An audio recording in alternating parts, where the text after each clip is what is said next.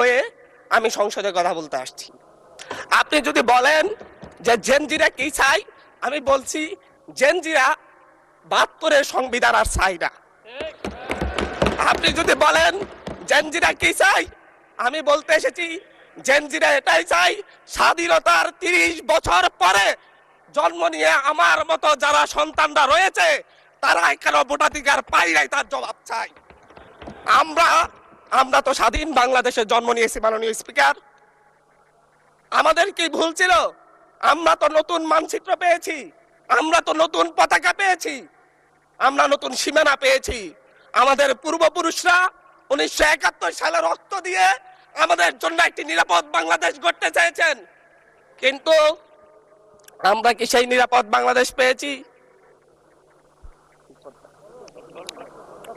আমরা কি সেই নতুন বাংলাদেশ পেয়েছি? আমরা তো সেই নতুন বাংলা